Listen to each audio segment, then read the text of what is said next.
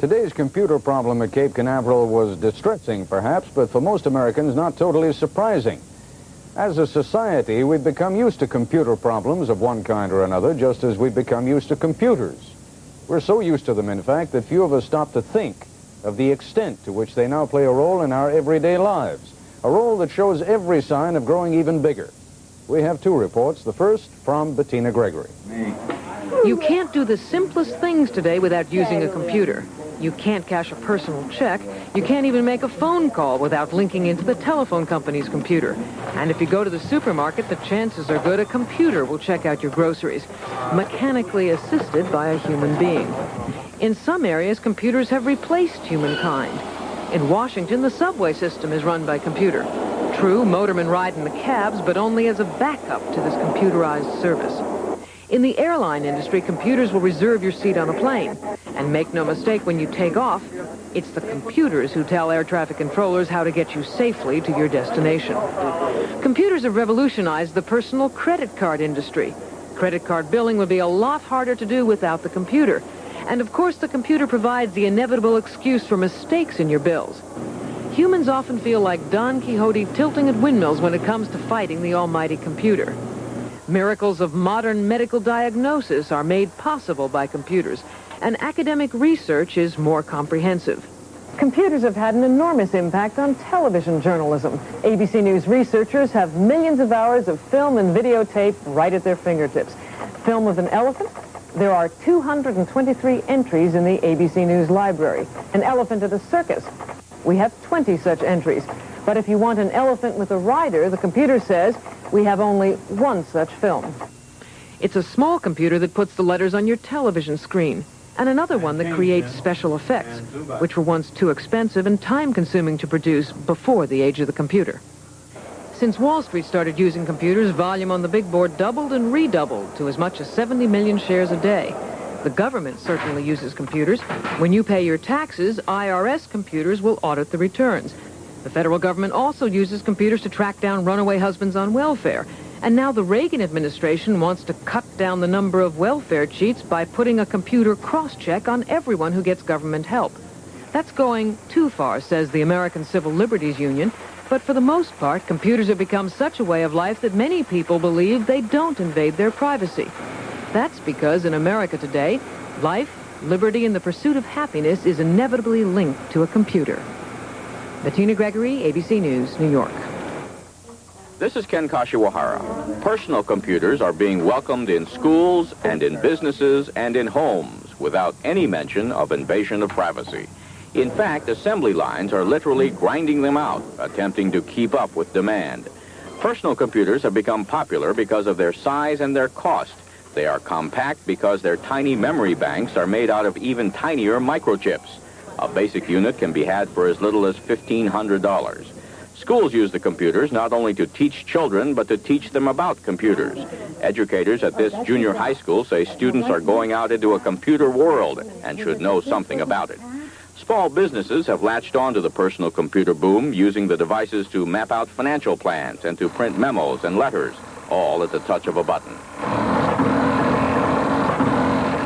And the personal computer is beginning to invade the home. In this house, the solar power is controlled and regulated by a computer. Here, the computer is used to entertain. Video games are programmed and the battle is waged. And Fred Wilkinson says he uses his home computer to store information and to learn. It's a daily event. There isn't a day that goes by that either through a magazine or through the keyboard or through a program or through talking to somebody that I don't pick up more and more information. And it's a growing experience. I see that in myself, and I see it in other people who I deal with that started out much the same way I have. The personal computer boom has been a boom to one company in particular. It has become the Big Apple in this land of high technology. Since the Apple Computer Company was founded 5 years ago, its sales have skyrocketed from about $100,000 to more than $100 million. Stephen Jobs helped build the first Apple computer in his garage. He is now 26 years old and is chairman of the board. And he sees his computer's future as the future of mankind. This is a 21st century bicycle that amplifies a certain intellectual ability that man has.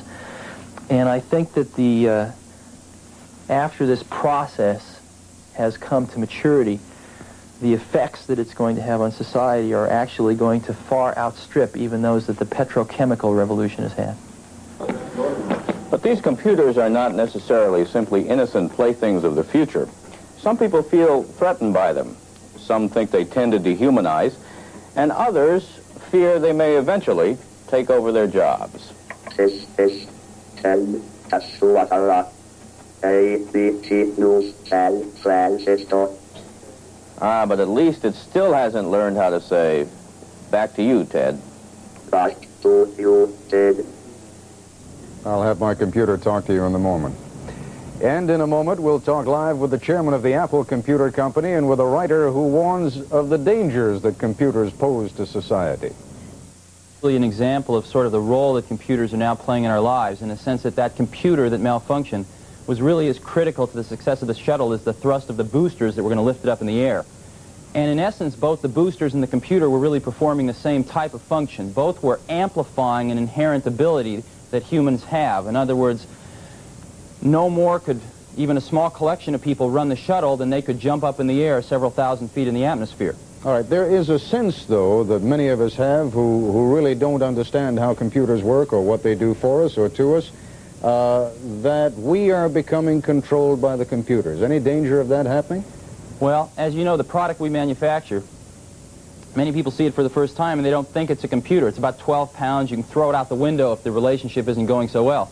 And I think if you look at sort of the process of the technological revolution that we're all in, it's a process of taking very centralized things and making them very democratic, if you will, very individualized, making them affordable by individuals for a small collection of tasks, if you will, sort of from the passenger train to the Volkswagen.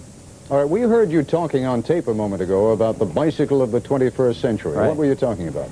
Well, actually, I read a survey in Scientific American in the early 70s, and what this survey had done was it measured the efficiency of locomotion for various species of things on the planet, birds, fish, dogs, and it ranked them. And it turned out that the condor won. The condor took the least amount of energy to get from point A to point B, and man sort of came in with a rather unimpressive showing about a third of the way down the list. But someone at that magazine had the insight to test the efficiency of man riding a bicycle. And man riding a bicycle was twice as good as the condor, all the way off the end of the list. And it really illustrated man's ability as a tool maker to fashion a tool to amplify an inherent ability that he has.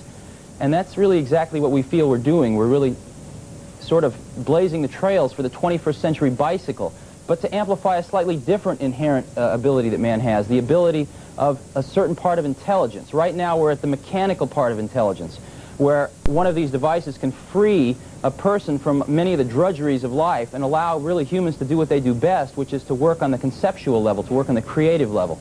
All right, David Burnham, you have some concerns about computers, and I guess in part they have to do with the invasion of privacy, and they do invade our privacy, do they not? They certainly do, and we have many examples from our history. Mr. Jobs said that the computer amplified the ability of man. That's true, but man, history tells us, has done good things, and he's also done bad things.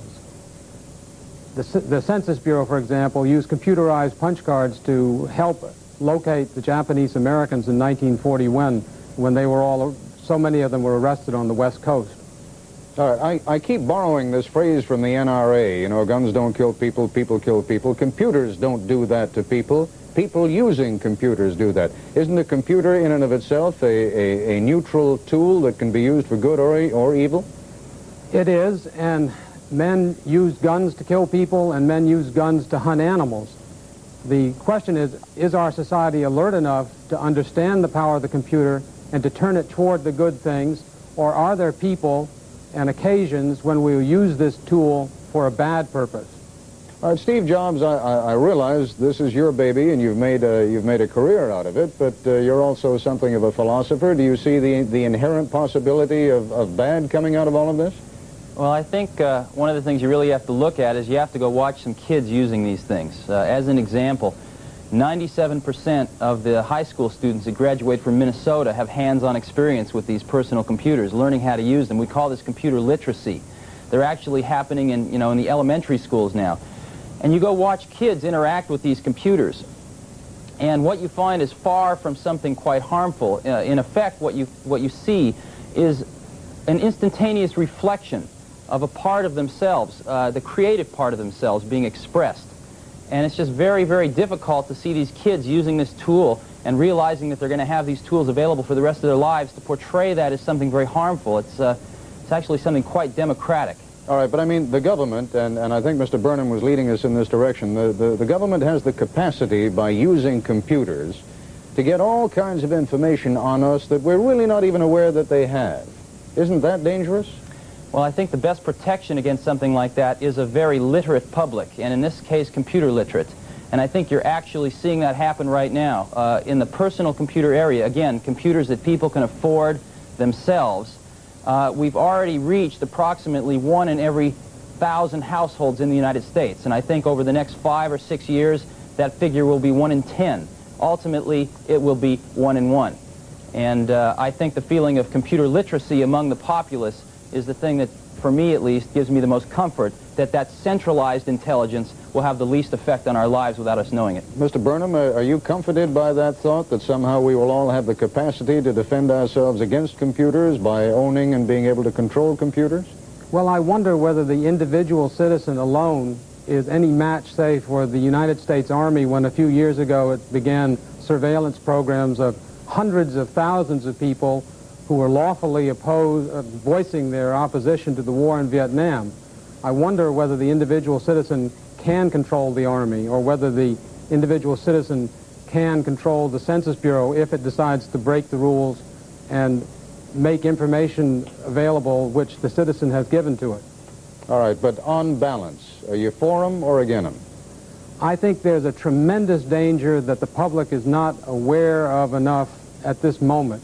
I think if we are aware that perhaps we can use them for the good things that Mr. Jobs sees in them. All right, computer literacy, you're both in favor of that, and I thank you both very much for being with us.